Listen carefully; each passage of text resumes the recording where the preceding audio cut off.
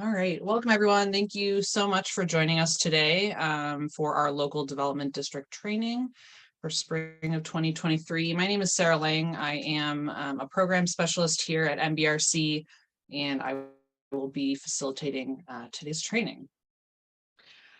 Just a brief look at our agenda. We'll do some staff introductions, a brief overview of MBRC.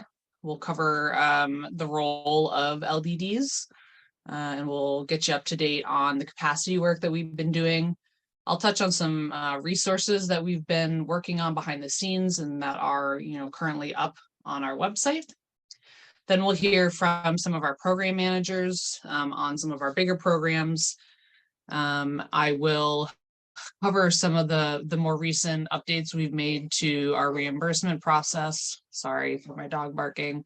And then one of the most important parts about this, at least for me, is the listening session. We really want to hear from all of you, our LDDs, on how MBRC can really help you better serve your communities. And so this is the portion where you can provide us with some comments, feedback, suggestions. So, start writing down ideas to share during that time, because we really want to hear directly from you all.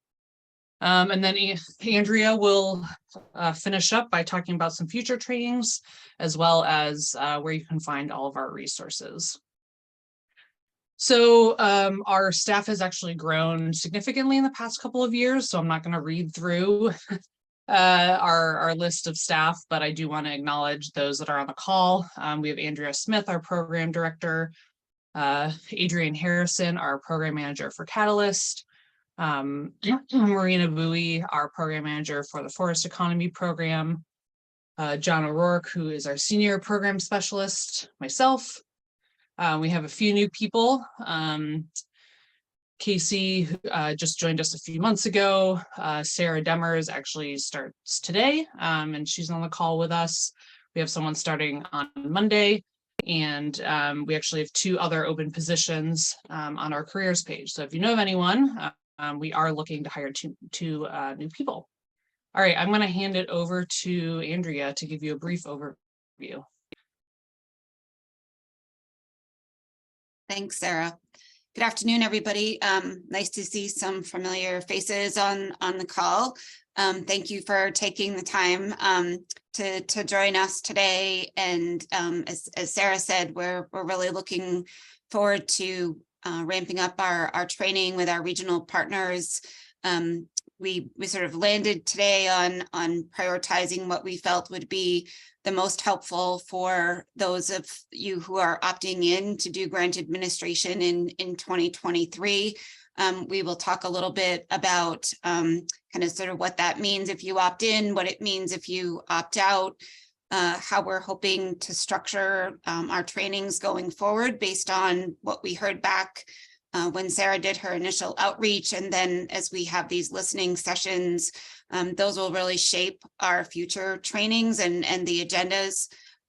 Our goal is to do them quarterly, so not to sort of take up too much time on people's calendars, but focus those trainings on those areas where people have said it really would be great if we could get some more instruction on X, or perhaps what MBRC has seen as something where we feel if we spent a little time on it, we would address some of those common questions or errors that we see. So twofold, really meant to be a true partnership in every sense of the word. And we also know that we have some people who've been doing this a long time, others who are new, maybe on staff or have taken over a new role at one of our regional partners at one of those entities. So we created this PowerPoint today to be a true resource. So there's going to be multiple slides where we will touch on things, but we are not going to be reading them or covering every single piece in detail. But we certainly hope the PowerPoint is a resource for today's training, and then also in the future. We will be sharing the PowerPoint as well as the recording of this training with those who attended. And so that's usually a common question we get, like, are we going to be able to have this stuff? And the answer is absolutely. And also we have built in lots of opportunities for questions. So at various points throughout the training, after we've covered particular segments, we have built in times for questions. If things come up between those question periods, by all means, you can put those in the chat. I will probably be behind the scenes for most of today, and you'll be in Sarah's good hands, and I will sort of man the chat. And if there's questions we can't answer, by all means, we'll make sure we get back to you. If I can't get the answer today during the training, we'll follow up after. So that all said, just wanted to touch a little bit on who we are for those who might not be as familiar.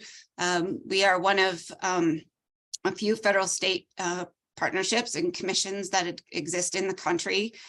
We're one of the newer ones. We were formulated after our friends at Appalachia, and they've been around for 65 years. No, they were 65, so they've been around for 58 years.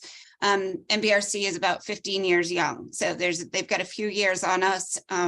We have really utilized them a lot in kind of getting our processes together, and now it kind of goes both ways. They've asked for some of our manuals and information, and it's kind of cool. The commissions are pretty neat. The way they're structured, very different from a typical federal agency.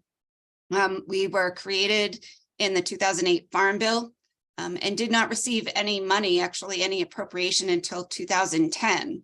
And I believe around that time, I think it was like $1 million that was split 4 ways, maybe a little more than that. So not a whole lot.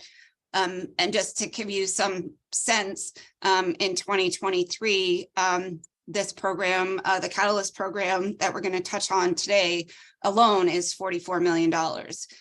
So significant growth in a very short amount of time when you really think about when we were first created, when we first got money. And during that time, we've been reauthorized twice. So in 14 was our first reauthorization, again in 2018. And for those of you that follow things that are happening on the Hill in Washington, D.C., we are in the Farm Bill again for the current reauthorization that is before Congress for 2023.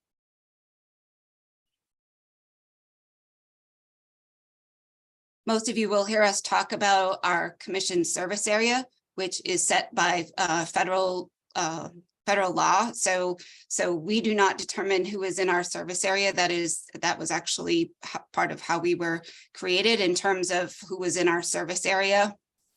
The reauthorization in 2018 actually is when the entire state of Vermont became part of our service area. And because we've got New Hampshire and Maine on the call today, folks would probably be interested to know that in the reauthorization before Congress in 2023 looks to add another county in Maine, which will be Lincoln, and another county in New Hampshire, which would be Merrimack. So by this time next year, if that reauthorization goes through, the service area list is going to be even bigger than it is today. So you do need to be in one of these counties in order to be eligible to pursue our competitive grant programs. I mentioned we're a true federal state partnership. MBRC has a federal co-chair who is appointed by the President of the United States, goes through a confirmation process. So he is the voting member that represents the commission, and then each of our governors of the 4 states designate an alternate. So the federal co-chair and those 4 alternates are the individuals who make up our what we call our voting or our governing body. And then most of you are probably familiar with your state program manager. So each of our 4 states has a state program manager who is designated by the governor's alternate. And that person, if you don't know who it is someone you should make sure you know who they are and get to know them, because they are a primary point of contact for the MBRC program. And I know I saw Steve Fortier. He is the New Hampshire State Program Manager. And for Maine, it's Charlotte Mace, who you may know because she also serves as the Director of Business Development at DECD. I mentioned that we've been around for 15 years and started getting money in 2010. This slide is really just to give you some idea of the amount of money we've been able to award and grant out across the 4 states through our primary programs that you're going to hear about today. So the Catalyst program and the Forest Economy program. The Catalyst program may be an unusual name for people. Most people we've gotten a lot of calls about, like, when are you gonna release SEID? When are we gonna find out about SEID? And so just so people are aware, and we have tried to put this out in our materials, Catalyst incorporates the SEID sort of acronym that people are used to, which is from our core appropriation, plus a chunk of our IIJA money. So Catalyst actually takes 2 pots of money together to form this one large $44 million program that we just put on the streets a couple of weeks ago. And then we also have a couple of partnership programs, but really this slide's just meant to give you some sense of the money we've been able to invest in our service area, and we believe we're somewhere in that 200 open grants number, and always encourage people to get their projects closed out as we look to add quite a few more to our slate in 2023. We'll talk about match and eligibility criteria and how we designate our counties as we move along through this program today. Essentially, each county is designated as either distressed, transitional, or attainment. I can let the folks in Maine know you do not have any attainment counties. New Hampshire has a couple of them in 2023. The importance of how a county is designated is really relative to how much match that you are required to come up with should you seek MBRC funding. And then we'll talk a little bit too about, we do have projects that cover multi-jurisdictional. So you may have a project that involves multiple counties. In that instance, we take the average of the match. So you may have some distressed and some transitional. From time to time, we will get specifically, mostly in Vermont, when you get where the whole state is in our service area, we will have statewide projects. So we'll talk about like multi-jurisdictional and how that applies. And we'll get a little bit more into attainment and how folks in attainment counties can be eligible for our dollars. And I think that's it for me for the moment. Thanks, Andrea. Sure thing. All right, we're going to move on to talk about local development districts. That's you all here on this call. Again, thank you for joining us for this. This training is specific for the LDDs, so hopefully we do, cover pertinent topics. And again, if there are those topics that we haven't covered that you really want to learn more about, please let us know in the listening session at the end of this presentation. I'm not going to go through this slide in detail, just to say that LDDs are essentially regional organizations that we work with to provide grant administration. When you get the slides in your email, feel free to read through some more of this technical language about, sort of how LDDs came to be. But for all intents and purposes, regional organizations, you guys. So the role of the LDDs with NBRC is to assist in outreach activities as well as assist grantees in administering their grants.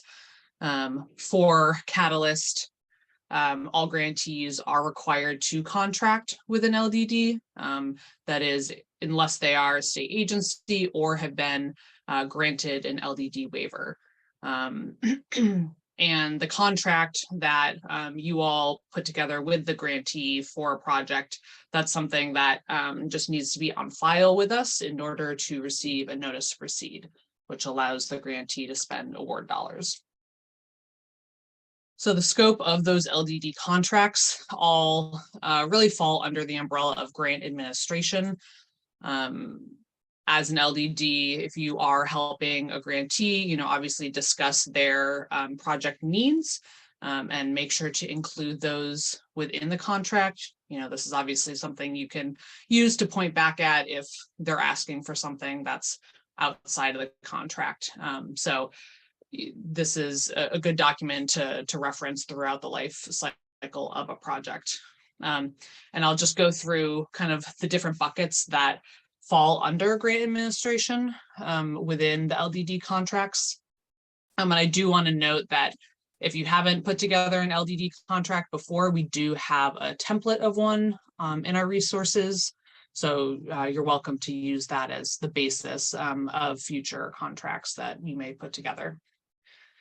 So under the umbrella of grant administration, the following 4 or 5 bullets sort of apply to that. General assistance, as an LDD, we ask that you have a general knowledge about federal grant programs, obviously specifically MBRC as well. Also just providing guidance to the grantees around documentation, say for obligation of federal funds, resources to complete NEPA, notice to proceed requirements. There's also a handful of other things that might come up throughout the grant cycle that grantee may need some general assistance on. We ask as LDDs that you ensure that grantees prepare and submit their quarterly reports accurately and on time.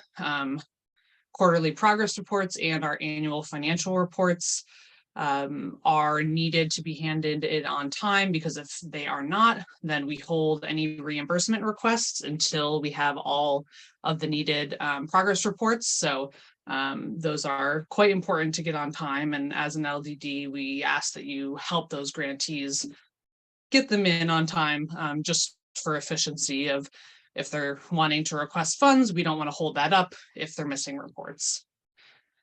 For the reimbursement requests, LDDs are to provide guidance to the grantees on filling them out and reviewing them for accuracy.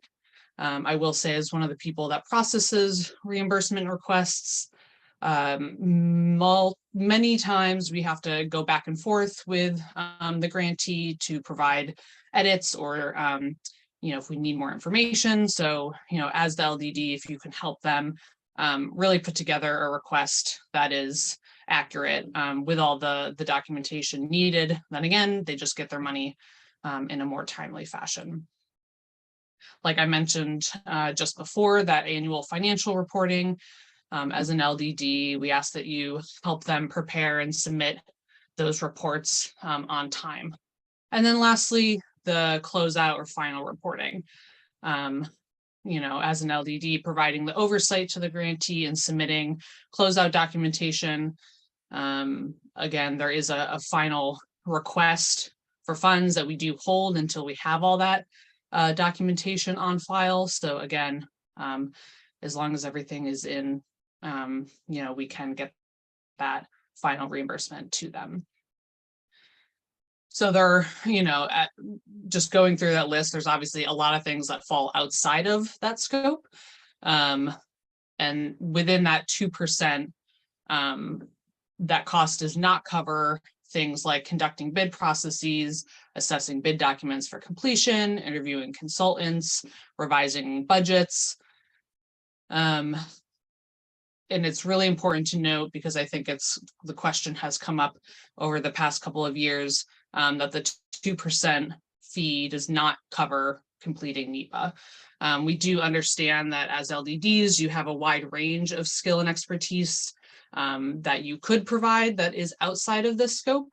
And we just want to note that it's perfectly fine and probably needed in a lot of cases to provide those extra services, but that would need to be a separate contract from this 2% grant administration contract. And they are allowable costs, so it would just have to be reflected in the project budget, and you will be able to provide those services. The way LDDs are compensated, it's based on the amount of work performed.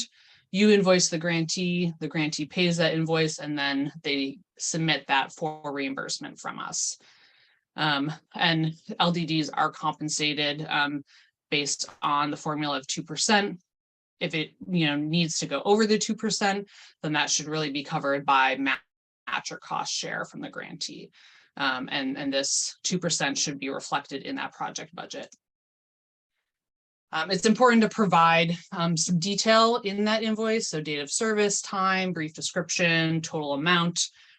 We also feel like it's really helpful for our grantees if you provide an existing balance information on the invoice. So, the grantee is just aware of how much funds they have left on that contract.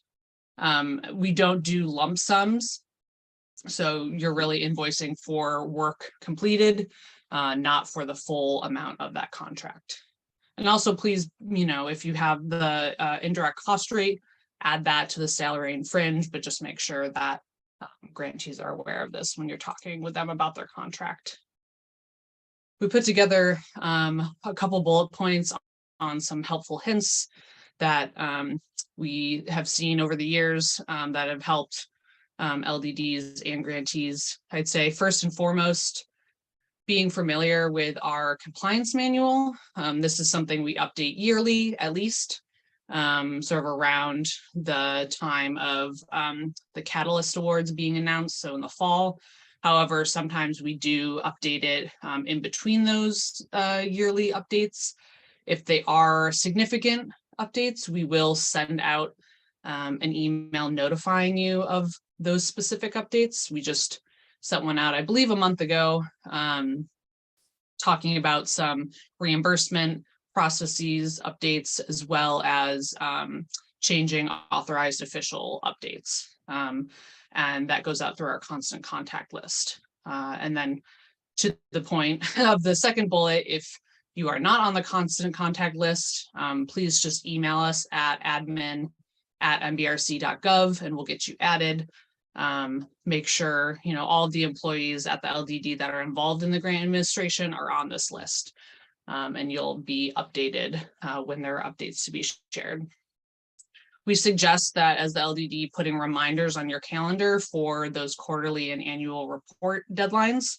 Again, if they're handed in a timely fashion, then those reimbursement requests can be processed efficiently. And we tend to see that notifying the grantee, 15 to 30 days ahead of the deadline is a helpful amount of time for them to put that report together, have it reviewed by you, and then sent in on time.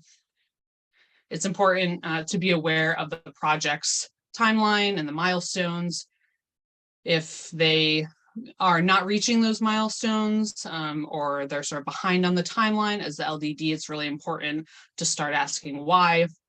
Sometimes projects will need a rescope or need to request an extension.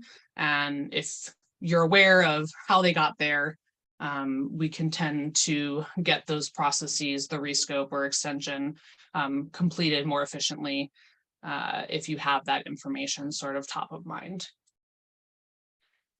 Be aware of the expiration date of the grant agreement. Grant agreements expire at the end of our fiscal year, 9/30. That's also right around the same time that we are handing out new awards. As Andrea mentioned, we have over 200 open awards. And so if you are aware that a project is going to need an extension, requesting that extension, say in the spring or summer, that request will be processed a lot faster than if it's requested in the fall. So if you are aware that's needed ahead of time, doing it before the end of the fiscal year will be super helpful. And that last bullet point I just mentioned, the end of our fiscal year is very busy. So just be aware that some of those requests may be delayed if they're coming in around that time.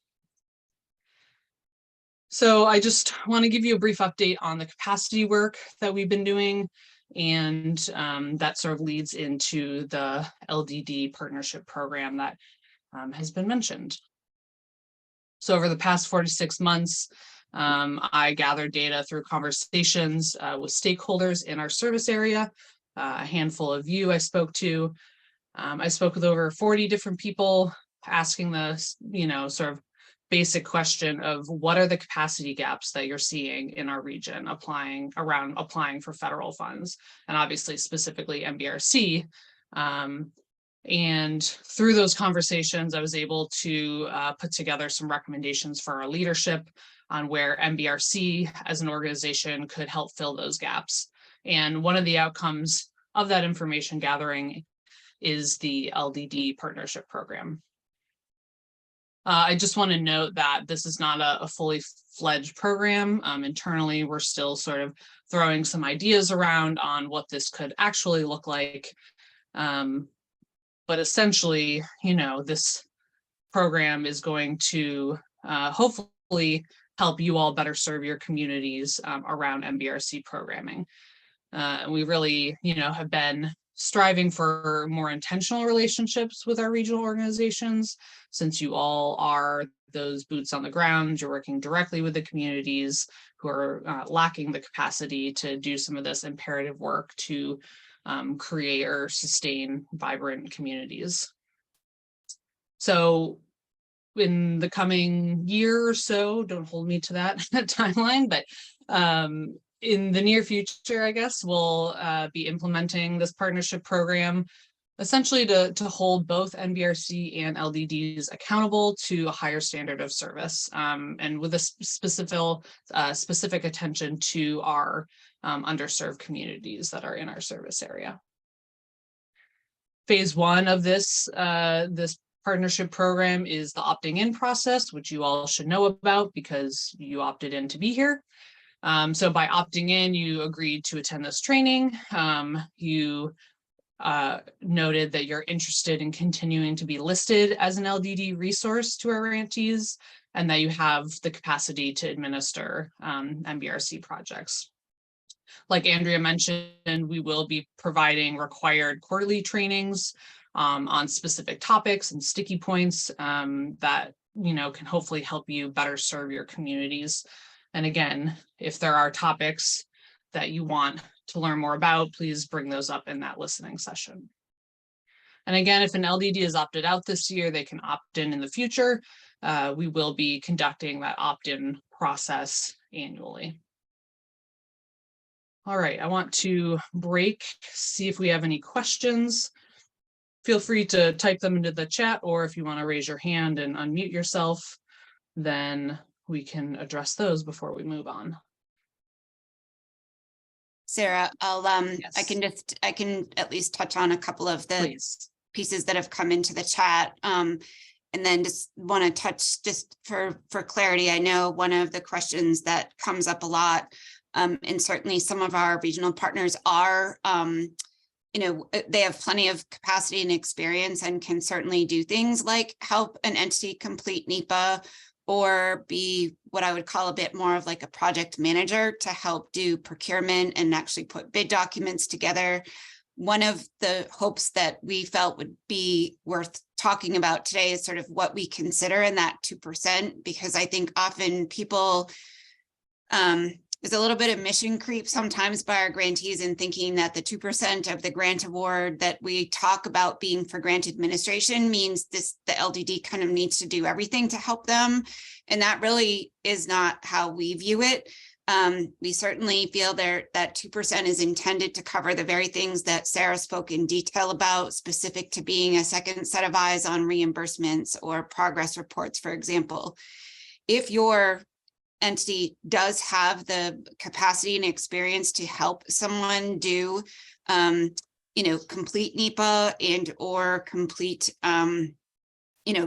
be that sort of program manager, you can still contract with them to do it, but it is separate and apart from the 2% grant administration. And I think that needs to be very clear to our grantees about sort of what does one thing cover and what else can you help them with? And if they want your help with that, that's a separate cost and needs to be put in the budget. We see that a lot. They're like, well, I thought the LDD could help me with that. And we go on the side of caution of it's very possible that they can, but that's outside of the 2% grant administration. So when Sarah talked about when you put those contracts together, really having those honest conversations about what do they really need help with? what can you help them do? And maybe there are some things that you don't currently have the capacity to do. We certainly don't expect that every one of our regional partners has the ability to help someone do a NEPA that requires an 8-step process in a floodplain. It's pretty complicated stuff. But if you have a resource for them, maybe you're aware of some engineers you've worked with, or if it's a municipality you're working with, some of those already have engineers or people who can help with design work on retainer. Those are a great resource for them, and that's often who we see our communities partnering with. So maybe you're not the one who can give them all of the help that they need, but if you can help them with the grant administration and provide them some resources for the other things that they may need. We just really wanted to make that clear about what our expectation is as it relates to the 2%. And I guess the other piece I would add to that, we also realize that some of our grantees need help a lot sooner than others do, and that they kind of need that guidance every step of the way following award. If you are working with a grantee who needs some additional assistance, following us issuing a grant agreement and doing our training that we do in the fall, we can work with you to get a partial notice to proceed to give you access to some of those dollars. So, that you folks aren't kind of doing the work out of the goodness of your heart. You actually have, a line item for that grantee to charge to pay you for some of, for some of those costs.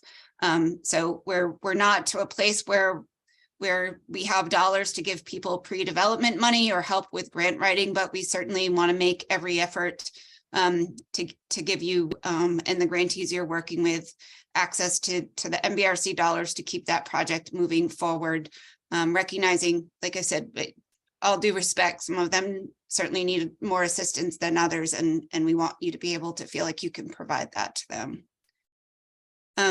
So that was my sort of not a question that I thought was worth talking about. I can work my way through the questions if you want, Sarah, and then we can open it up.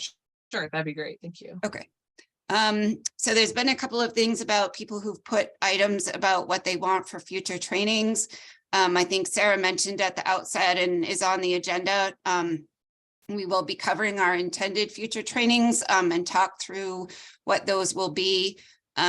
Today, part of the agenda includes an SF 270. So that's the reimbursement training that Sarah spoke to.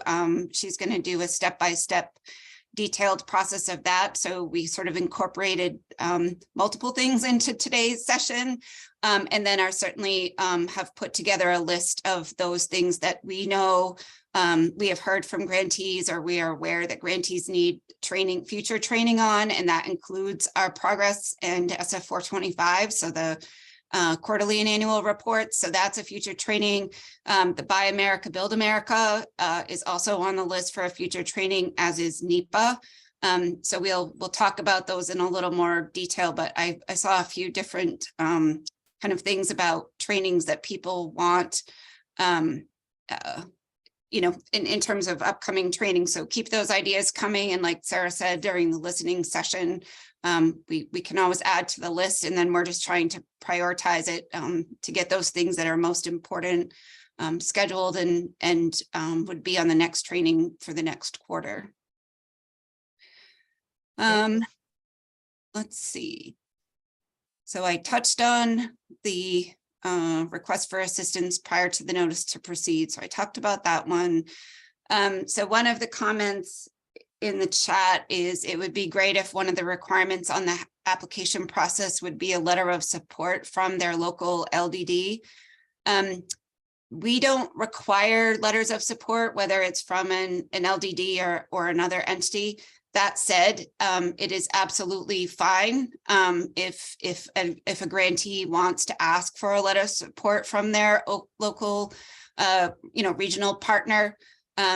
We actually have put quite a bit of material out on the Catalyst program and the Forest Economy program, and the Catalyst program in particular speaks to that connection with your regional partner early on as something that we are highly promoting. And actually, I believe, and Adrienne can correct me, she'll cover it in her portion, but I'm pretty sure there's actually a point for demonstrating that you've got coordination with your local partners as part of the process when you get to the application phase. And then there's a comment that it would be great if, let's see, it would be great if could immediately link. I'm assuming this means it would be great if NBRC could link the applicant or the folks that are coming for our money directly to their LDD partner. In the last training that we had on Friday, something similar came up about, how do we know early on who's kind of applied? And where we landed is that, and it's something we need to kind of talk about how we could do it internally, was to come up with a way to easily notify the LDDs in all 4 states of who had been invited to the application phase of the process. That would probably be a really good way for people to know, if you weren't already aware, who had been who's been invited to apply. So as folks know, there's a 2-step process. LOI is one, the first step, and you have to be invited to apply to actually submit an application. So the thought was that we would send out that list of folks who are invited to apply, and which would happen sometime in May. I think those are the questions in the chat, unless I missed something. No, I think that it looks like everything. All right, we're going to continue on, but again, please continue to use the chat and these question blocks throughout the rest of the presentation. All right, I'm going to hand it over to Marina to talk about our forest economy program. Yeah, hi everyone. My name is Marina Bowie. I'm the Forest Economy Program Manager at NBRC and have been tasked with giving you all a bit of an update on this program specifically. I will start off with the caveat that projects funded through the Forest Economy Program are not required to use local development districts to administer their funds. With that said, they certainly have the option to reach out to you all. So just as a little bit of background, we did not run a forest economy program last year in 2022. For those of you that have kind of served NBRC for a while, this program was formerly known as the Regional Forest Economy Partnership Program. We did some research last year to see, how this set of funding, which is a much smaller bucket than our primary kind of catalyst program, how it can be most effectively deployed to impact our forest products industry. And the results of that outreach were twofold. One was a better understanding of the forestry needs and where NBRC dollars can be most supportive. Understanding both the restrictions and flexibility legally afforded to us for these funds. And then the second is applicant and advisory board feedback and insight. So our 2023 program was structured to incorporate the results that we received from our research in 2022. For example, one of those pieces being that the name Regional Forest Economy Partnership was preventing some folks from applying for this funding because they thought that they needed to have participation from all 4 states. And that was not the intention behind having that regional component. So this new forest economy program is structured a bit differently from our Catalyst program in that we have the expertise of an advisory board. And also based on the feedback we received in 2022, we structured the advisory board to include forest economy experts in each of our 4 states. So their role is to assist in project development, as well as to provide some guidance and expertise to our state program managers who coordinate the activity, do the scoring for these applications. but they're supported by the advisory board who has that kind of specific sector expertise. Another change to this program this year, and is consistent with the Catalyst program, is that we'll have 2 opportunities to apply for funding, effectively a spring and a fall round. So Sarah, you can switch slides. Thank you. So the spring and fall round. So the spring round is currently underway. The letter of interest deadline was March 10th. And we will be making awards in June for this program. I'll show on the next slide our fall kind of timeline, but we'll get there in a moment. So here I've listed, based on, again, the 2022 feedback, we reshaped our investment priorities for this program, and they're very briefly summarized here in 1 through 5. But you can find the additional info details on each of these investment priorities on our website under the Forest Economy Program. They are all very specific to the forest economy and the forest sector in our region. So, for example, community development projects must support the diversified use of forests within the NBRC's service area for economic activity to include wood products and advanced materials manufacturing, as well as other economic activity that utilizes our northern border forests sustainably and demonstrates planning for climate resiliency. Another example, under the workforce retraining and training and development projects, those projects must be for the purpose of building skills and recruiting and retaining workforce required by forest businesses, and so on and so forth. I'll also bring your attention to number 5 here, which is public infrastructure. These projects are as defined in the Catalyst program in terms of what infrastructure means. However, projects funded through this program, again, because it's a much smaller pot of funding, those projects that are defined as infrastructure must directly support the forest products industry. So again, you can find more information on this program specifically on our website around the funding objectives and other materials. Yeah, again, LDDs are not required for these projects, but it is an option. Next slide. Yeah, so as I said, here is the fall 2023 timeline for this program. I wanted to put it up here so that you all have just kind of a sense of how it will roll out. So again, the spring session is underway and we'll be making awards in June. And then shortly thereafter, we'll start the fall 2023 round. That's it from me. Thanks, Marina. We're going to hand it over to Adrian, our program manager for our Catalyst program.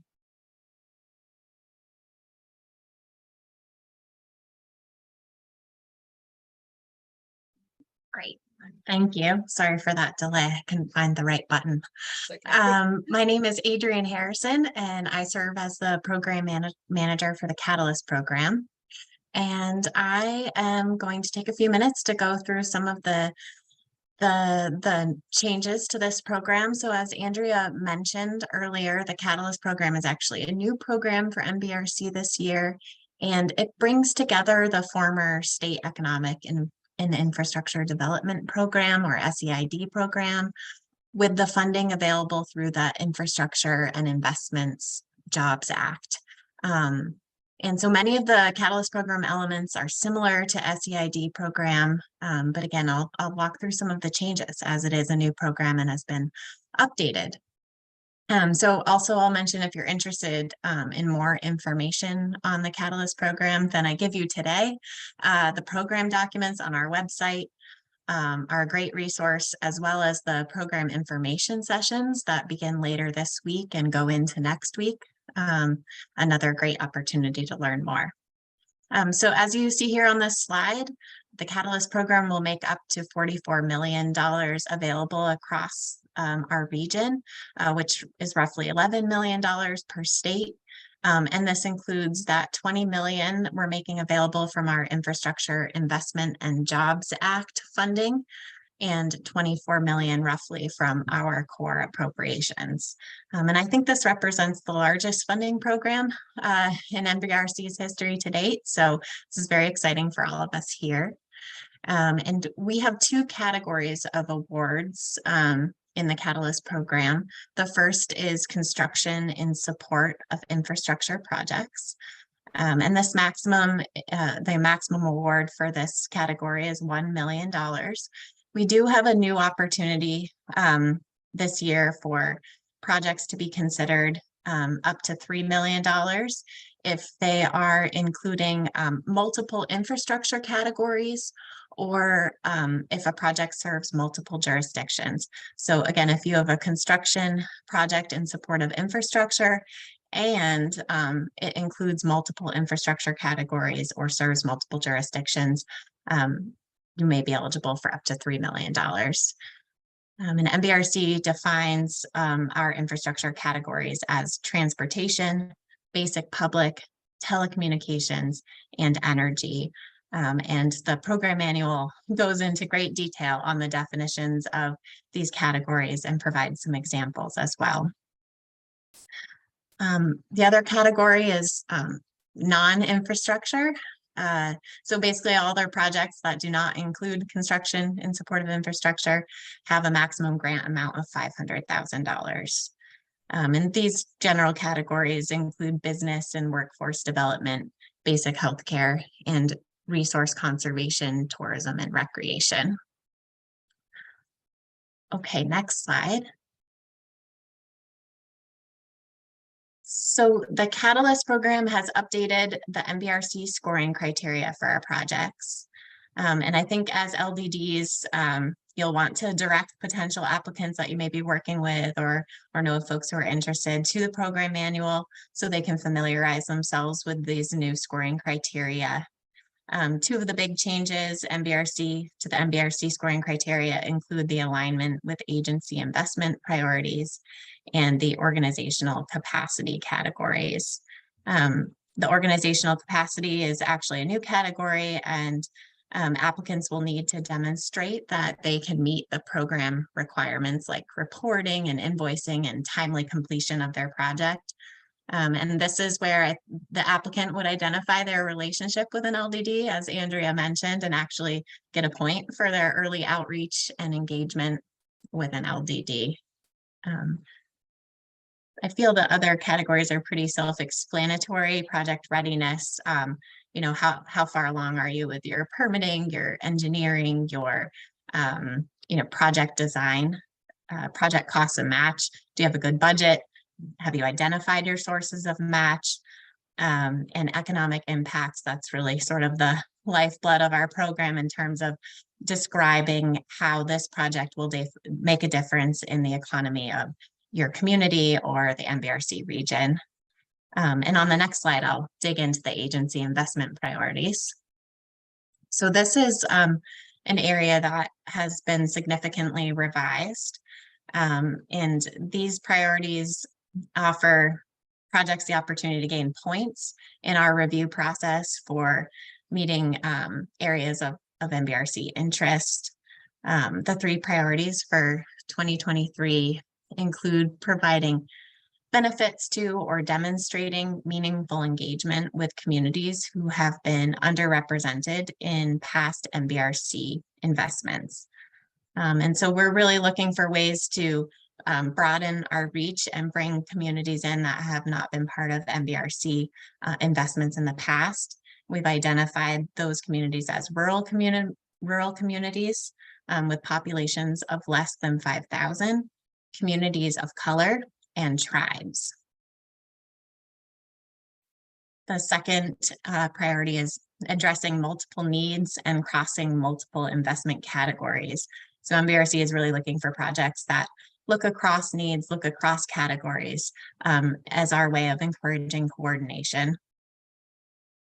And third, adapting to, or I'll also add mitigating for changing climate conditions and extreme weather events. And this is MBRC's opportunity to give weight to projects that promote community resiliency and consider impacts from changing climate conditions on a project's expected lifespan. There's also the opportunity to describe how a project contributes to reducing carbon emissions. So those are the priorities that MBRC has put into the Catalyst program. These are highlighted in our program manual under the MBRC scoring section. So again, I'll direct you and all applicants to that as a resource. And I'll also note that the states have also revised their scoring criteria. So in the Catalyst program, MBRC has 50 points available for its review process, and each state, the state where the project takes place, has 50 points available to review the project. So combined, we have 100 points for each project. Again, it's that partnership where MBRC is scoring and the state is scoring. Okay, next slide. So the Catalyst program is in progress. The program manual and details were made available on March 17th, so just 10 days ago. And we are hosting, MBRC is hosting program information sessions for each of the states. Those begin later this week and go into next week. And the registration links for those are available on the Catalyst website, on the MBRC website. And please share those with potential applicants. Feel free to join. I was thinking that could be a great opportunity for LDDs to see early on who's interested in putting together an LOI or an application for Catalyst program. So might be also an early peak of folks in your service area that are interested in Catalyst. The other big dates for the program include the letter of interest, due date of April 21st. And these are required. I didn't have a slide on all of the LOI requirements in the submission process, but those are described again in detail in the program manual, along with links to all of the templates we've created for potential applicants are on the website. MBRC will respond to LOIs, including invitations to apply the week of May 1st, and applications are due by June 2nd. Again, applications are by invitation only. And MBRC will notify of successful and unsuccessful applications by the end of August after the MBRC commission meeting. And we are also working to make the partnership awards through the EDA and the USDA. The commission may make up to $5.8 million available in total across the 4 states. And those would be announced in October. Next slide. The last slide, this really represents a more detailed timeline. Again, if an LDD is involved with project development, this is the time now to really be engaged with applicants and supporting the development of those materials. There's also a later phase in phase 3 where there's the LDD training if an award has been made and they have selected your organization as the LDD. And then also in the pre-notice to proceed, as Andrea was describing, you may have a contract with your with an applicant, with an awardee on a set of tasks to support the pre-notice to proceed phase of the project, and then the ongoing work to administer award and after the notice to proceed is awarded. So I've seen quite a few questions come in as I've been chatting. Andrea, I'm sure you're tracking those. I'm happy to tag team with you on answering any questions. Yeah, I think some of them I was addressing that had come earlier. There were some questions about where can we find data specific to community size and communities of color. So I did answer that in the chat so everybody saw the response. We do provide some links to resources that are available in the appendix of the Catalyst program manual, so in Appendix G. There are several links. Some of them are state specific. So we recognize that is something new we added to our scoring criteria, and credit to Adrian for putting together the list of resources, because we knew people would probably have some questions. So I did respond to that. I think there was also a question specific to the EDA and USDA partnership programs that we have, and kind of the timing and sort of how does that differ. So essentially, those partnerships are working the same way that they have for the past several years, in that EDA and USDA, together with MBRC, there are some partnership dollars that the commission is fortunate enough to have, and rather than running each of those as two small, separate programs, we utilize we used the SEID, and now we're using Catalyst to identify projects that align with the missions of EDA and USDA. So there is not a separate process or a separate bucket of money. If projects are invited to apply to the Catalyst program during MBRC staff's review, our eligibility and sort of completeness review that happens as the first step when those applications come. We identify for the state's projects that we feel align well with the missions of EDA and USDA. For those of you who have been part of this before, you actually may be already administering a project that was funded, through one of those partnerships. The easy way to know is if the award number actually has a different acronym. So if it's an EDA project, it has EDA in the award number. But it's not a different program. We identify those projects as having alignment, and the states select which of those projects rise to the level of wanting to fund them. The reason the awards are made a little bit later is those projects do have to be reviewed and approved by, it's sort of a second layer of review by each of those federal offices. And often, as much as we try to have all those things align and make awards at the same time, it doesn't often happen, but we certainly try our best. But just to clarify, it's not a separate program. Those projects are identified as part of the Catalyst process. And I think that was the only other question I didn't answer.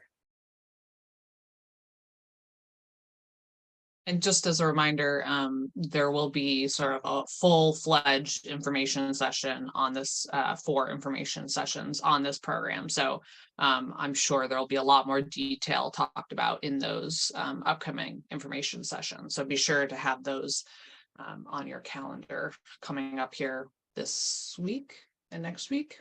Yep. Great. There is one more question from Jen. Hi, Jen. So the question is, basic healthcare is listed as an NBRC non-infrastructure category, but isn't listed under the main priority criteria. And it says, does that mean the applicant would not be eligible for the possible 15 points?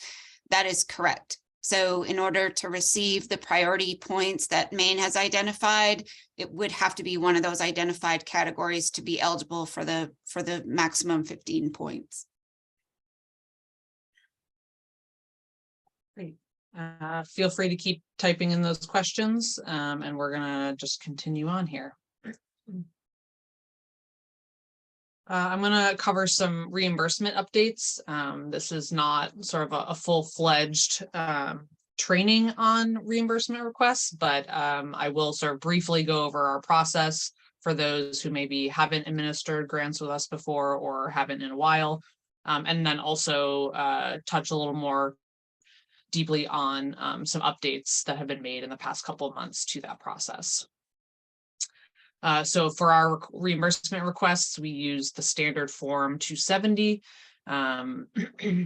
and all requests for reimbursement need to be made with this form, along with supporting documentation, which I will touch on in a few slides.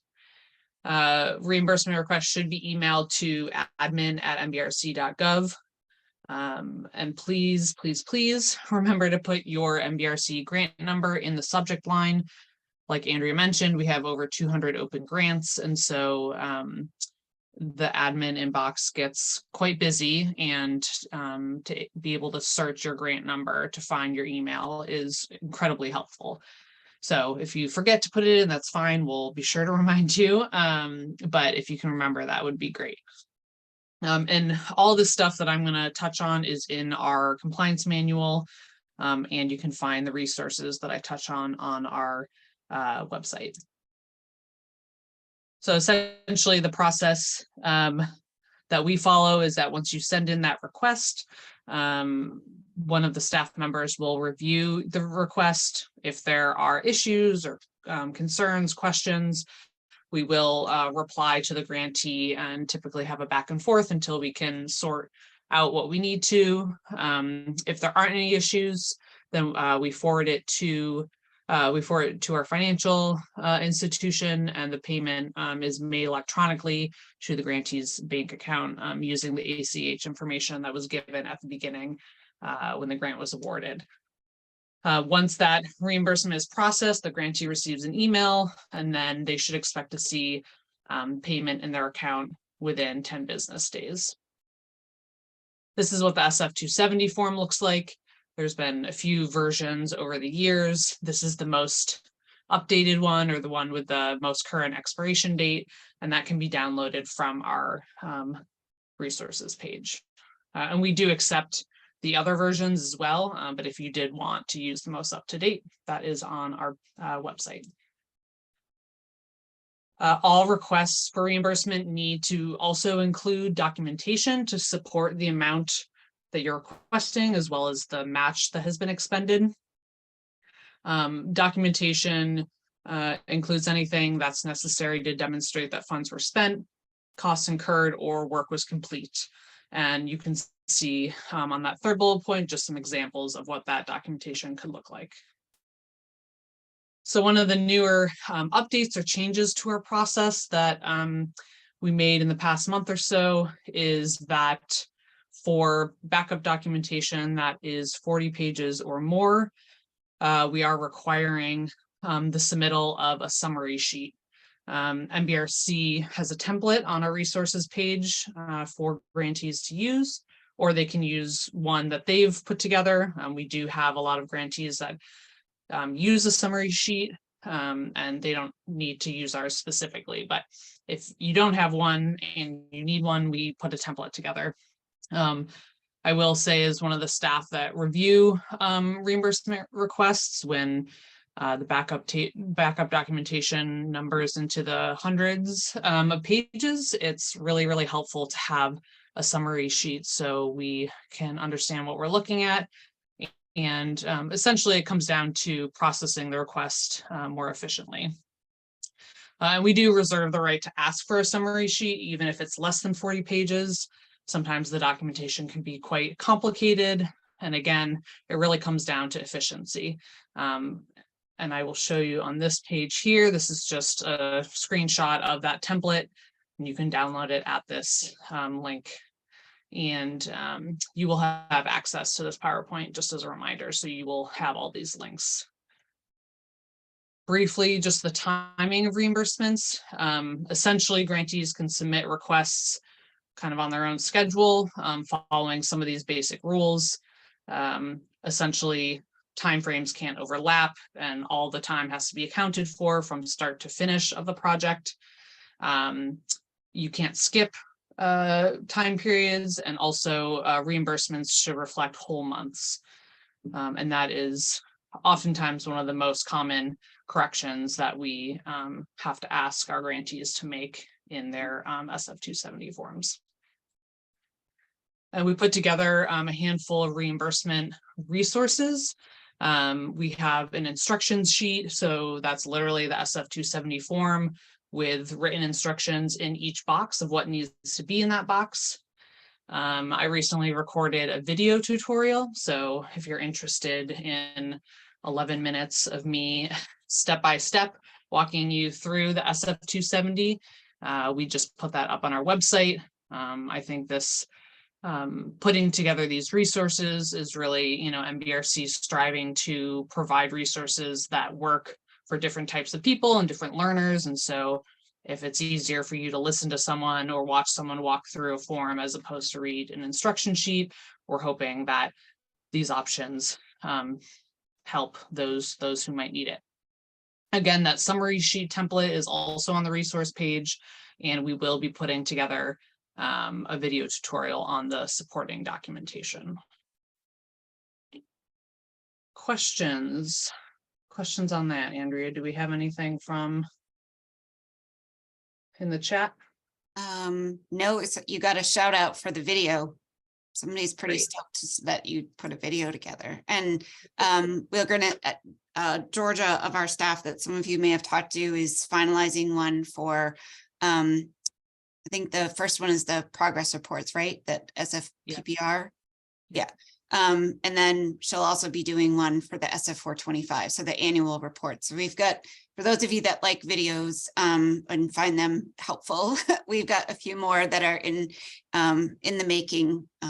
And to Sarah's point, we did hear a lot, like, you know, sometimes the forms and the written instructions can be complicated despite our best efforts to make them kind of user friendly. And we're hoping these video tutorials and having staff who are willing to do them will be just another resource for both the people on this call and our future applicants and current grantees as well.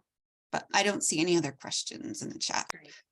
Yeah, and if you feel like your grantee is really struggling to fill out any of these forms, you know, point them in the direction of these tutorials, and maybe it's a resource that will have to be, you know, will hopefully be helpful. Andrea, it looks like we've got one question here before we move on from Victoria.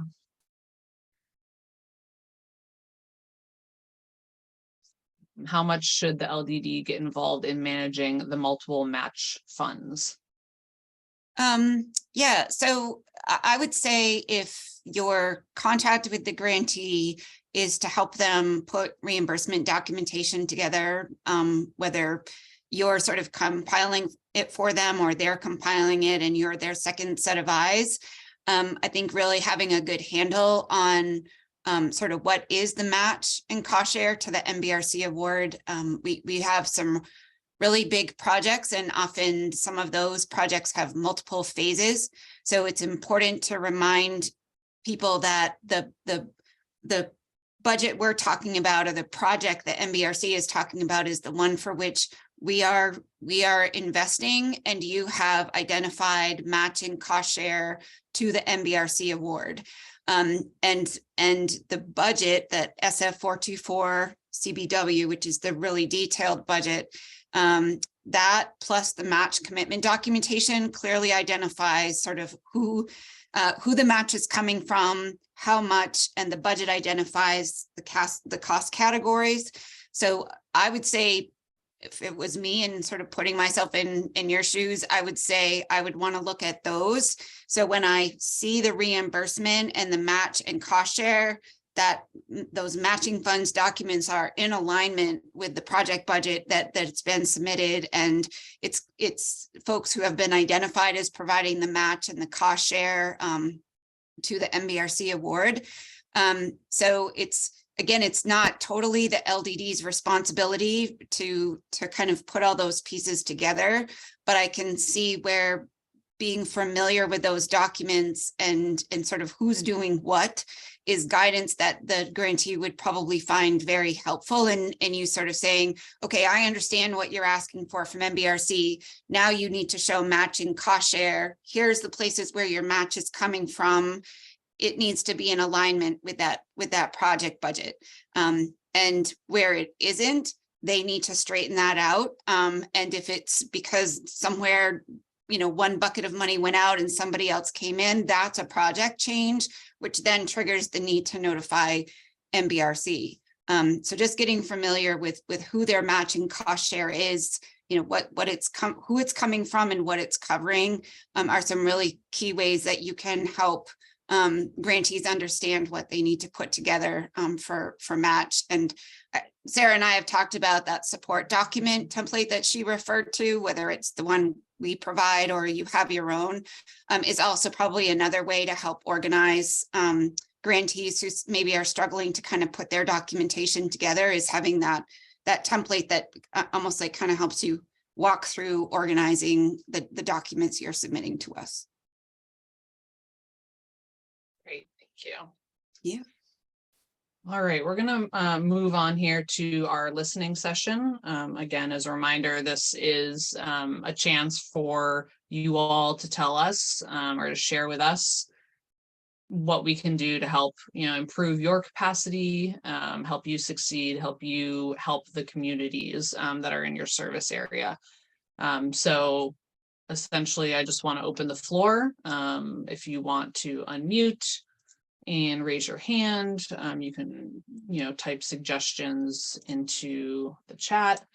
But we'd really love to hear directly from you on what we can do to help improve how you are helping to serve the communities in your region. And I think there were definitely some really great suggestions in the chat typed earlier. So we have record of those, so don't worry about that. Michelle. Hi, hey, thanks. I'm super excited about the videos. I think that's just great for not only the LDDs, but also the grantees to look and see how some of these forms are actually filled out, because they are a little tricky. Yeah. But one of the things that I always seem to stumble on, or our grantees seem to stumble on, and it's not really included in the LDD, as you mentioned earlier, is really the procurement process of, whether it's consultants or contractors or engineering firms or even equipment. And so I think giving the LDDs resources that we can kind of digest and understand at a high level of, the 2 CFR 200 and the processes for that, at least would help us, even if we're not supporting in that role, keep our ears open for when a grantee is going down a path that they've made a choice and they cannot come back from. Thanks, Michelle. Yeah, I think that is the procurement and 2 CFR 200 are definitely on our list of future trainings. But Andrea, I don't know if you want to speak to that at all. Yeah, no, that's exactly what I was going to say. And I think we realize that that's going to probably escalate when we start talking about the sort of Build America, Buy America requirements, and sort of where those are going to touch projects that maybe haven't been aware of that in the past. So to Sarah's point, we recognize the procurement process, and maybe it's us coming up with sort of a FAQ or a sort of common ways that when procurement comes up as a resource for each of you to be able to provide to grantees. I mean, we talk about it in our compliance manual and we give some general guidance, but certainly 2 CFR is not the kind of reading that most people are going to be able to digest fully. So yeah, we definitely are planning to put that and NEPA are probably the top 3 topics we've heard from people as being ones where additional guidance is needed, even if it's really, to your point, Michelle, to give the LDDs a place to say, here's what we can do. Here's where you should, really be mindful of certain things so you don't go down the wrong track or do something that, as you said, you can't come back from. So that those will probably be on our list for the next training. So next quarter. Okay, thank you. What else? What other thoughts or ideas or suggestions of how MBRC can be helpful? Are there specific topics that you as LDD or you feel like your staff could really use to help increase internal capacity or provide, better insight to future grantees or current grantees?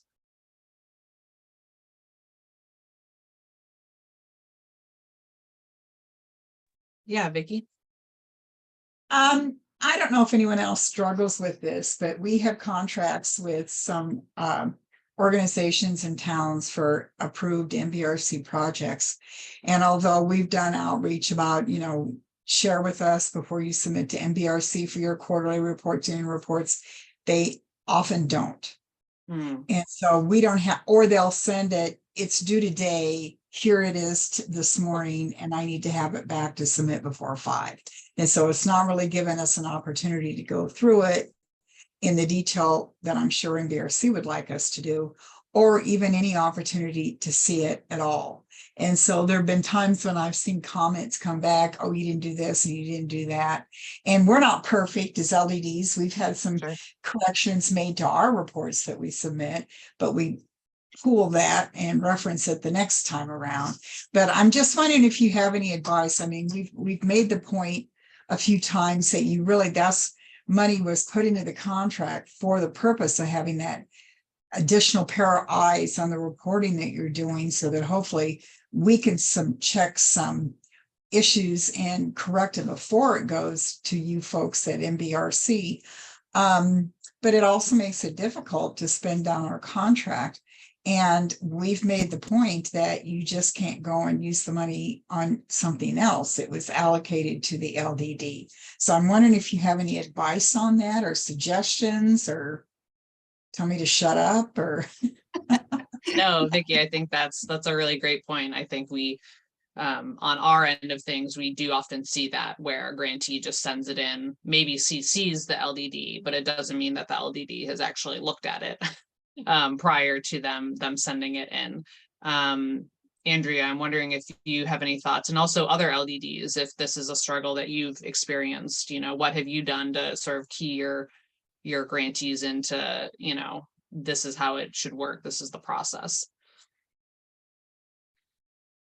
Yeah, I mean, I think if I had $1 for every time I've said, like, well, have you talked to your LDD about that? Because, I think and we understand, right? Like, it's like, oh, well, the money came from MBRC, we'll just ask MBRC. And I think often they sort of jump right over the LDD and forget that they actually have a close to home resource that actually can help them in many ways, and sometimes probably faster than MBRC can, depending on sort of when the question comes in and what else is happening.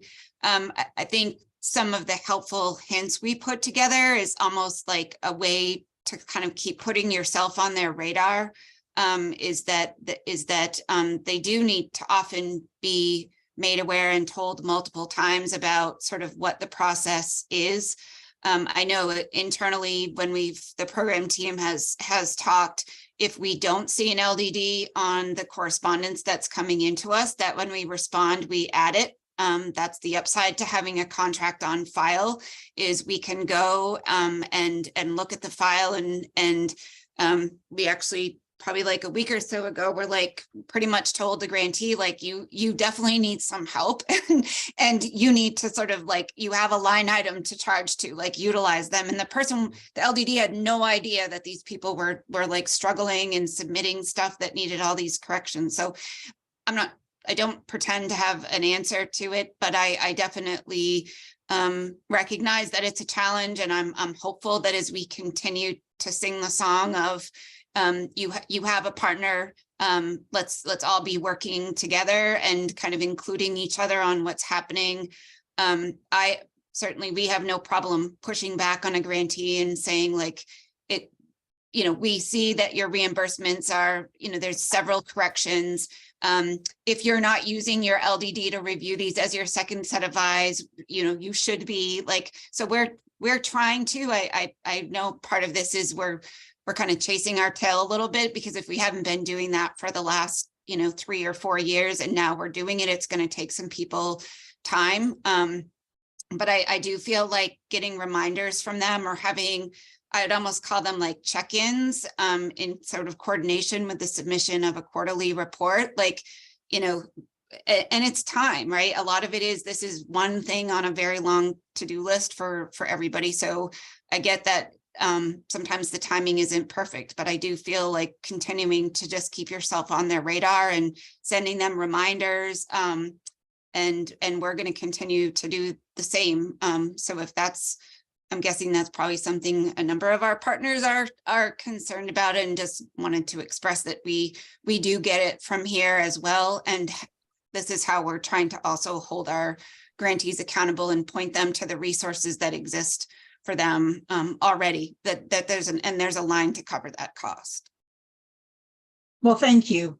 Thank Yeah, you. And I absolutely. think that makes us reassured that I just wanted to be sure you knew that that was happening. And I figured that you Yeah. probably did. And I have seen where correspondence has come into you and then you respond and add the LDD, which I so appreciate, because then I try to reach out. So Yeah. thanks for the Yeah. answer. Oh, absolutely. Yeah, absolutely. And we get it. I mean, that a lot of grantees just, that's what they do. It comes here and they don't even give you a chance to help them. But then they want help. So Right. I get it. And Vicky, I will say, you know, as one of the people that process the reimbursements, you know, as the LDD, you know, if the grantee is telling you, oh, we need this by a certain time, you know, please review it by the end of the day, you know, feel free to push back. There really isn't a deadline of when to submit, as you know, they can kind of submit it on their own timeline. And so, you know, feel free to suggest to them that you'd rather take a little more time to review so that there isn't months of, or well, sometimes months, weeks of back and forth, which just extends the, you know, time it takes for them to get their funds. So, you know, I've said efficiency has been sort of the word of the presentation, but I think that really hits home for a lot of grantees, especially ones that have smaller budgets that can't necessarily, you know, have really that gap is a lot smaller, and they want their funds as soon as possible. So I think using that as a excuse to, you know, have them give you some more time to review those is a way to go too. Great. Thank you, Sarah. And Thanks, I would Vicky. say, I think it also is another reason to make sure you're on our constant contact list, because MBRC does send out reminders of quarterly and annual report deadlines in that sort of 30-day window. So it could be another opportunity for you to piggyback and be like, oh, I see the, you know, doesn't mean you have to create a whole new email. You plagiarize all you want. I mean, it's we saw that a reminder came out, and, you know, we're here to help you, and we continue to say, like, your report needs to be here or you can't get money. And I think the stronger we've taken that stance for quite some time, and we sing that song a lot of, yes, you want the money, but reporting is part of compliance. And while it's not that sweet to put those things together, sometimes it's pretty straightforward, and you don't get money if you don't have a report here. Yeah. And so I think even if you just want to forward on the reminder you get from us, that's another way to kind of be on their radar, and they know you know what's happening. Would be just one other suggestion. Terrific. Thank you. Yeah. What else? What are other things that as LDDs you're sort of challenged with when facing this grant administration for NBRC specifically?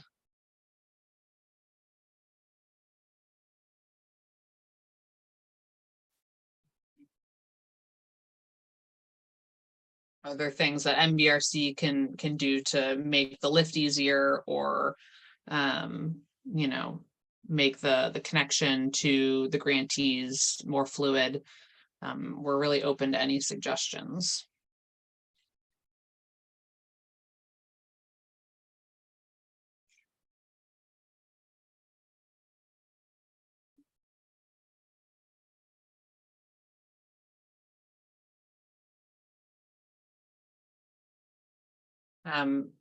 If there aren't any more today, then obviously feel free to always provide suggestions, no matter when it is. So emailing me or emailing us at admin at mbrc.gov.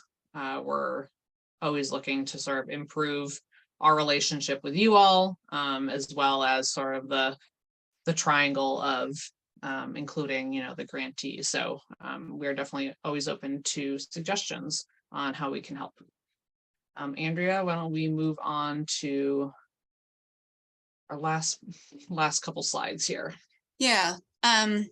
So thank you to those who put some ideas in the chat of sort of weighing in on what trainings you feel would be helpful.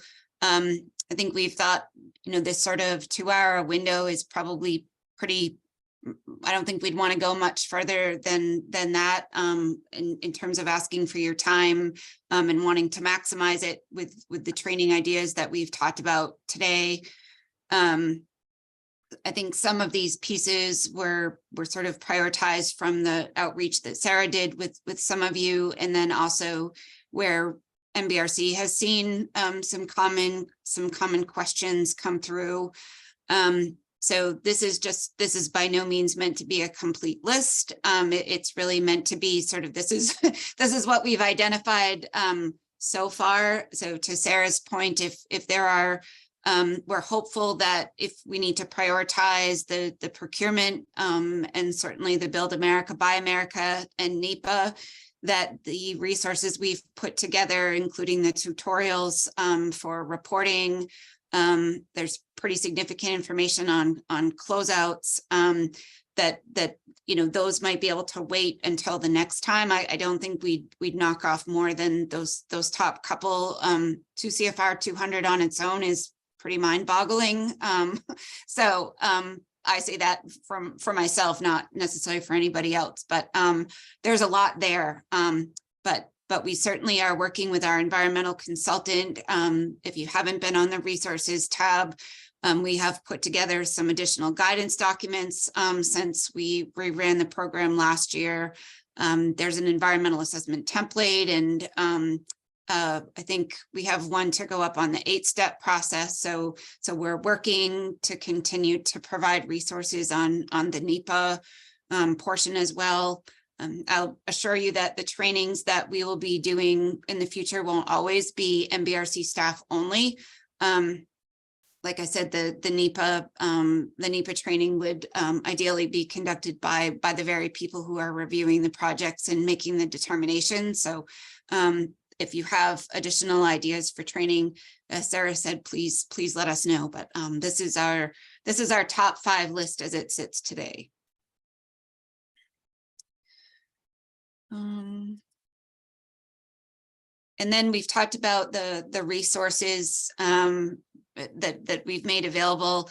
Hopefully, if you visited our website lately, you have seen Georgia of our staff in coordination with Sarah have done a lot to kind of reorganize what I would call a litany of forms and documents that are available to really kind of separate out the things that we know people are coming to that page for the most. Certainly our compliance manual is up at the top of the list, as is the SF 270, because it's great to get awarded money. It's even better when you actually get it reimbursed.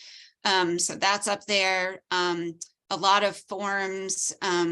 I think we've had some conversations with people on this call about our key contacts form and when your authorized official changes. That was one of the significant changes we made in the most recent version of the compliance manual, and was included when we sent out the email about letting you know we had updated it. The 2 big pieces were the reimbursement support documents and the new template that Sarah put together and talked about earlier, and then the authorized official resolution. So we've put up some sample resolutions. There's a number of templates and like sample forms we have put up there. Now, as we move into application season and competitive programs being on the streets, our application support documents are on that page. So people don't have to kind of like search around. We've tried to categorize them in ways where people would be looking for them. We don't always go to our website, so I'm always thankful when people let us know if links aren't working or a form they see isn't the one that they thought they should see.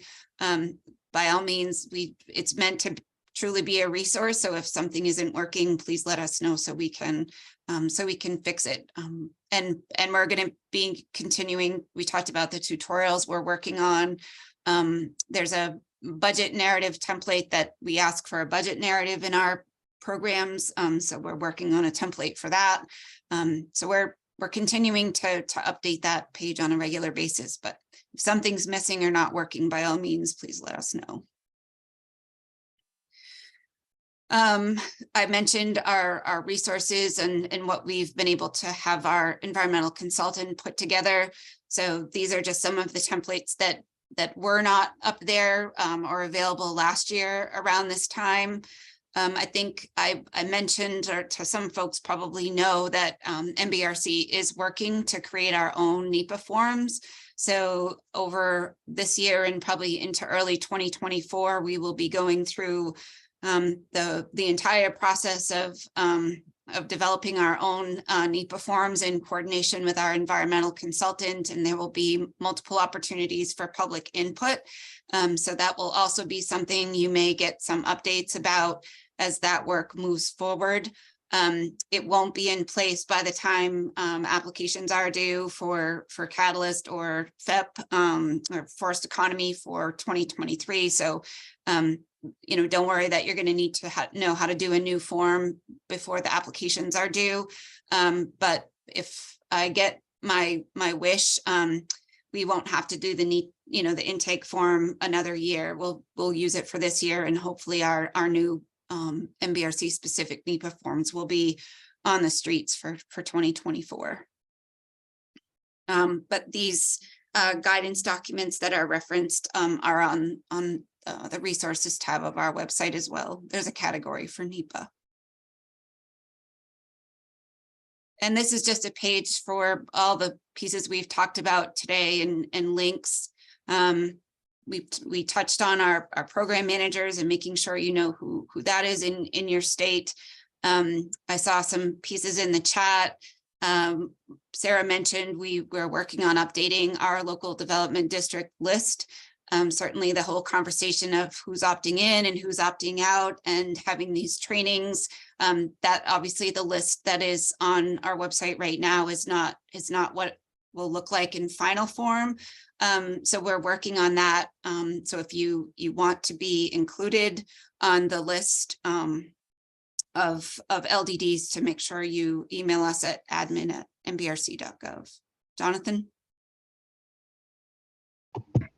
Yeah, thank you. I was just sort of in response to some of the prompts that if there are questions or things, what might be helpful. Something that occurs to me that might be helpful is an understanding of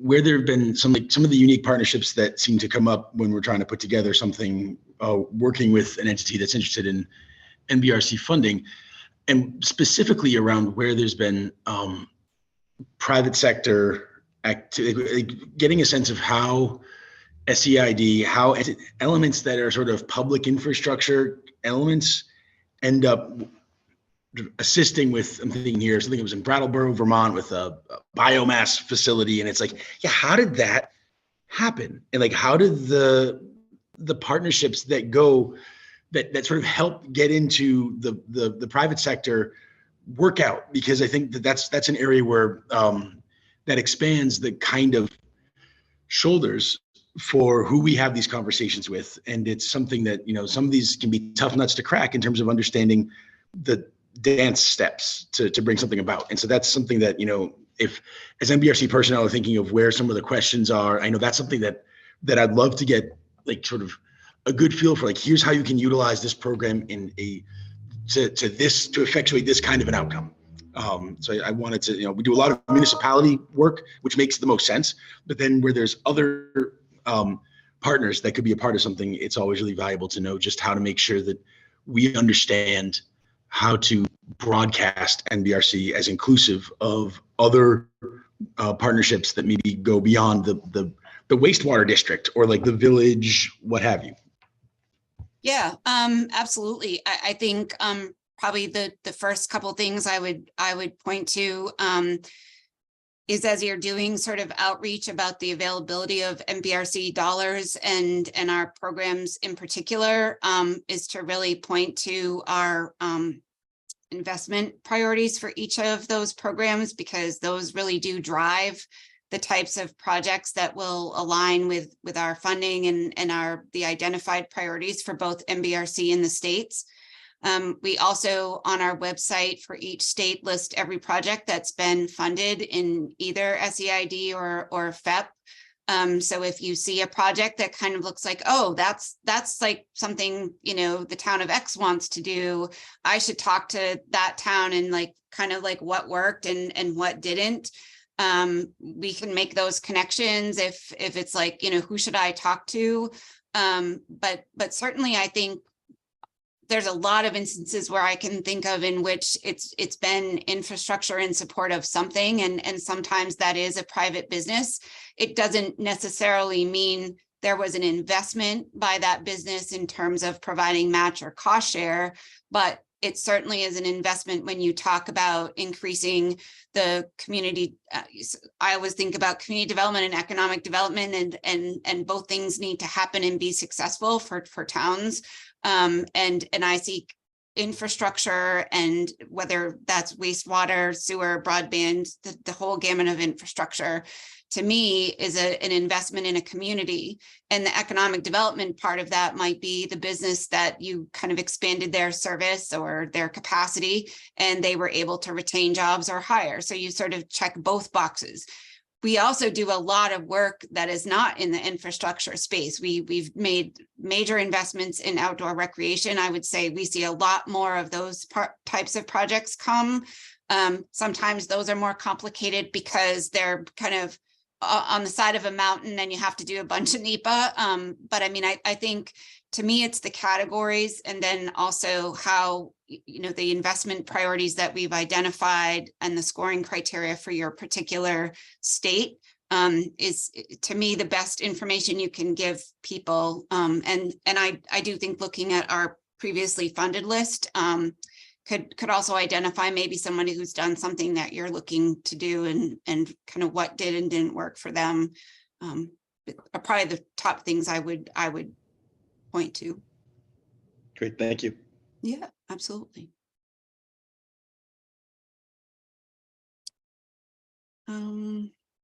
So I think in terms of the resources, we've talked about those. This list is really, you know, like we said at the outset, the PowerPoint's meant to be a resource. We didn't read every slide to you, but there's a lot of good information in there. Sarah will be sharing both the PowerPoint and the recording with the folks who attended. We've put a bunch of things out there for your consideration, and the door remains open, not just because this session is done, but if you have ideas for future sessions and how we can incorporate, you know, if you felt like incorporating a listening session is a good thing to do, you know, and so we're always kind of asking for ideas and open to suggestions. They don't always have to happen during the course of a training. By all means, I will just say for Sarah, she is going to become a first-time mom in a matter of a few weeks. So I won't have her expertise and assistance for the next training, but I want to assure people that she has put this program on the right track to keep moving forward, and we will do a training probably will be in June, would be the next one. And, you know, so if you send your request to admin, that totally makes sure that if it's when Sarah is out, there's someone else on the team who can step in and make sure we answer your questions. And really just want to thank everyone for your support of MBRC, your interest in doing this work, and commitment to the grantees that and the applicants that you all serve. It's a chunk of time to take out of your day, and just want to thank you and express our appreciation for wanting to partner with us. Thanks, Andrea, and thanks everyone. We'll stay on for a minute or two if anyone has any last minute questions, but other than that, you have an extra 20 minutes, 19 minutes back from your afternoon. So thank you again for showing up today.